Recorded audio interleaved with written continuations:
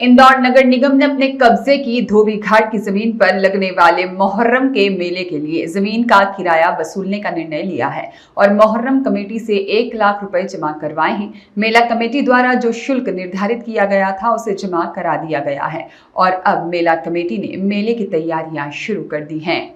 दरअसल पिछले साल इंदौर के लालबाग के पास स्थित धोबी घाट की जमीन के सालों से चले आ रहे प्रकरण में जमीन का प्रकरण जीतकर विधिवत कब्जा लिया गया था। अब इस जमीन पर हर साल लगने वाले मोहर्रम के मेले को लेकर संशय की स्थिति है। जहां पहले इस जमीन पर वक्फ कमेटी अपना कब्जा बताती आई थी, वहीं कोर्ट से फैसला आने के बाद इस जमीन पर निगम का कब्जा हो गया है। इस जमीन पर सालों से मोहर्रम का मेला लगाया जाता है और ताजिए भी इसी मैदान पर पहुंचते हैं। इस साल इस आयोजन को लेकर महापौर पुष्यमित्र भार्गव ने स्थिति स्पष्ट की और बताया कि निगम ने अपने मालिकाना हक की जमीन पर विधिवत रूप से कब्जा लेने के बाद मोहर्रम के आयोजन को लेकर किराया वसूल किया है और 7 दिन के आयोजन के लिए 1 लाख रुपए जमा करवाए गए हैं। वहीं मेला कमेटी के लोगों का कहना है कि उन्होंने विधिवत रूप से मेले के लिए नगर निगम से अनुमति मांगी थी और नगर निगम द्वारा जो किराया मांगा गया था वह भी जमा करवा दिया गया है। इसके बाद मोहर्रम के मौके पर लगने वाले मेले की तैयारियां भी शुरू कर दी गई हैं और हर साल की तरह इस साल भी धोबी घाट स्थित जमीन पर मेला लगाया जाएगा। धोबी घाट की ज़मीन नगर निगम ने मुकदमा जीत के अपने कब्जे में ले ली है। वो ज़मीन हमारे कब्जे में है।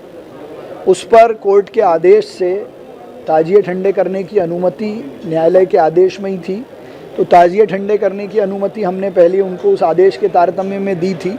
अब नगर निगम के मालिक होने के नाते, इसके पहले तो वक्फ बोर्ड या वक्फ समिति ने कभी किसी से अनुमति ली नहीं और मेला लगाते रहे। उन्होंने हमको विधिवत आवेदन दिया, उस आवेदन का हमने नियम अनुसार मालिक होने के नाते 3 दिन के लिए किराया लेकर किराए पे अपनी जगह दी है और इससे ये बात भी सिद्ध होती है कि हम मालिक हैं। इसके पहले उन्होंने कभी किराया नहीं दिया। दूसरा शहर में जो बाकी उनकी परंपराएं हैं वो भी निर्वहन हो, ये सबकी जिम्मेदारी भी थी, इसलिए वो जगह हमने किराए पर दी है। उसका किराया कौन वसूल करेगा?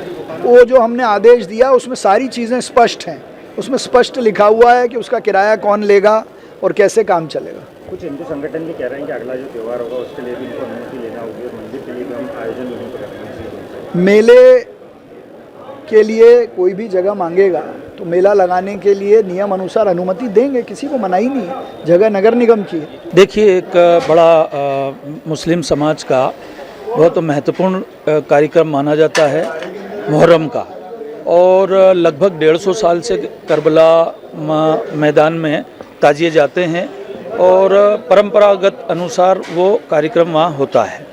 क्योंकि पिछले दिनों कुछ नगर निगम और वक्फ बोर्ड को लेके एक न्यायालय में कोई केस विचाराधीन है, उस स्थिति में जो है आज की स्थिति में उसमें जो है नगर निगम से परमिशन लेके नियम अनुसार हमने जो है मेला इस बार वहाँ पे पहली बार ऐसा हुआ है कि नगर निगम से परमिशन ली है। चूँकि भूमि का विवाद नगर निगम और वक्फ बोर्ड के बीच में विचाराधीन होने के कारण जो हर साल व्यवस्था होती है उसी तरह इस बार भी व्यवस्था हो रही है, उसमें कोई दिक्कत नहीं। जहाँ तक परमिशन का सवाल था कि कलेक्टर की गाइडलाइन से उन्होंने परमिशन दी है, उसमें किसी प्रकार से हमें भी कोई दिक्कत नहीं, नगर निगम को। करबला मुहर्रम मेला हजरत इमाम हुसैन की शहादत की याद में हर वर्ष करीब 150 वर्ष से ये परंपरा चली आ रही है। वहाँ शहर भर के करीब 100 से 150 से लेकर 200 ताजिए आते हैं और मेला लगता है। इस बार नगर निगम की स्वीकृति से हमने मेले का आयोजन किया है, क्योंकि अभी तक के हमें स्वीकृति नहीं मिली थी। तो आज से सब व्यवस्था जुटाई जाएंगी, वो सारी व्यवस्थाओं को अंजाम दिया जाएगा। कितनी लगभग दुकानें लगती हैं? 150 दुकानें लगती हैं वहाँ पर। झूले चक्री ये जो भी होता है वो सब लगते हैंगे। और भी नगर निगम की तरफ से, PWD की तरफ से, विद्युत मंडल की तरफ से जो भी सहयोग रहता है, कमेटी अपनी तरफ से जो सहयोग करती है वहाँ पर काम वो होता है। सारे शहर की जनता को किसी तरह की असुविधा ना हो, मेले में आने वाले श्रद्धालुओं को कोई तकलीफ ना हो, ये सारी व्यवस्था हम वहाँ पर करते हैं। एक दुकान से 3000 रुपये शुल्क लिया जाता है और खेल खिलौने वाले से 3500 रुपये लिए जाते हैं।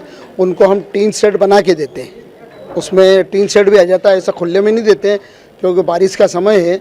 उनको जो है वो देते हैं। करीब 3.5 लाख रुपए तो टीन सेट वालों को देना पड़ते हैं हमें। नगर निगम नियम अनुसार हमने आवेदन करा था और उस आवेदन के ऊपर नगर निगम ने हमें परमिशन दी है और करीब 1,128 रुपये हमने निगम में कल जमा करवा दिए। कितनी दुकान है, कितना राजस्व आएगा और उसका उपयोग किस तरह से करेंगे? भाई उपयोग ये है कि साल भर वहाँ पर करबला पर सब आयोजन होते रहते हैं, लंगर होता रहता है, वहाँ पर रोज़ाना लंगर होता है। जो इसका शुल्क आता है पहले वक्फ बोर्ड में जमा होता था और वक्फ बोर्ड में हमने जमा भी करवाए हैं पैसे। 2023 में 24 में सब पैसे जमा हुए हैं। वक्फ बोर्ड में सारा हिसाब किताब देना पड़ता है, हर साल सब देते हैं वहाँ पर। और उसके बाद में जो वहाँ का खर्च चलता है वो साल भर इसी मेले के हिसाब से वहाँ का खर्च चलता है। ब्यूरो रिपोर्ट, सत्याग्रह न्यूज़, मध्य प्रदेश।